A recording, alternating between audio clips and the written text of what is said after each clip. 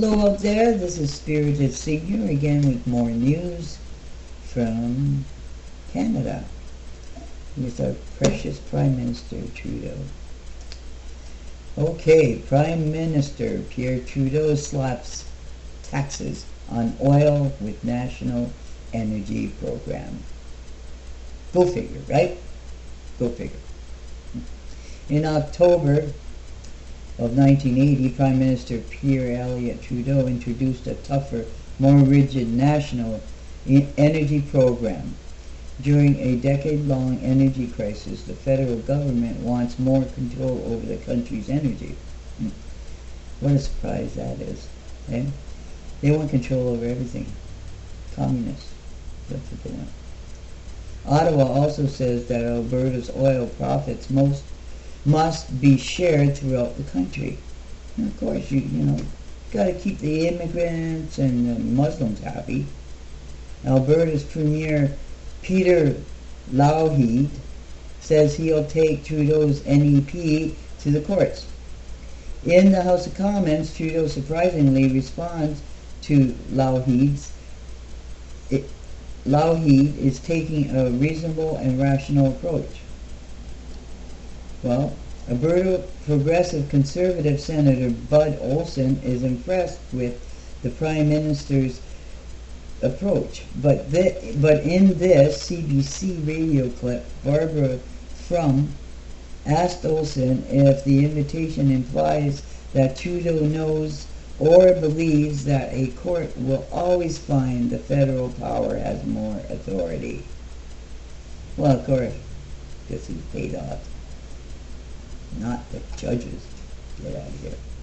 Did you know the federal government in 1980 NEP had three main objectives: to boost Canadian ownership in the oil industry, to make the country self-sufficient oil producer, and to increase the federal share of energy revenue. The feds introduced the NEP after deadlocked negotiations with Alberta and without consulting the oil industry. Isn't that nice? As part of the program, Trudeau then launched a tax to fund the federal government's gas company, Petro-Canada, and gave grants to Canadian-owned oil companies. I guess to help them keep them going. When the world oil price was inflated by 150%, Ottawa kept the national oil price at a considerably lower rate. The federal government had created a Canadian energy policy in 1967 to ensure the country used its own coal reserves by taxing American imports. So ask me, why aren't you doing that now? Why do you have to tax Canadian oil? Isn't that kind of defeating the purpose of making the country self-sufficient? I think so. Until 1973, the energy policy barely intervened in Alberta's oil industry. Since the 1970s, energy crisis and increased world oil prices, Canadian and world government energy policies have been more interventionist.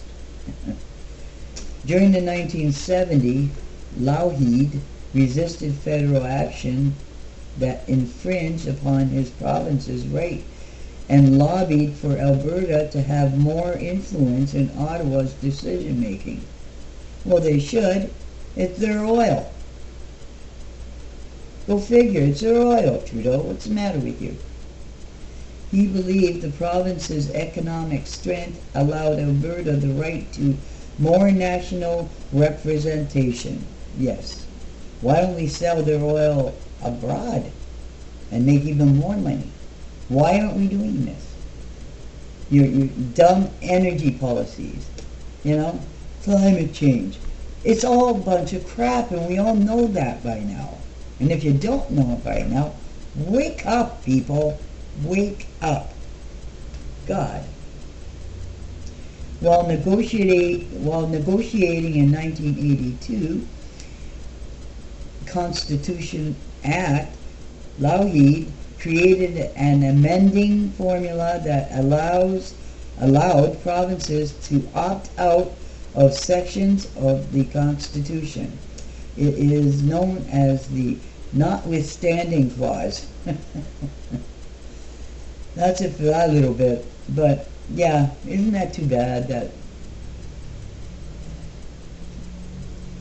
you gotta vote him out.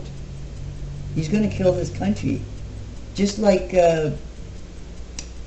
Barry Soetoro, aka Barack Obama, almost did to his country until Trump came along. And now he's getting gold-backed currency into his country. And we better do the damn same thing or else we're going to lose. Fiat money, the stock exchange is going to crash because it's all fiat money. Come on, people. It's got to crash before we can turn everything into gold back. Keep up with the current events, man. We'll talk to you later.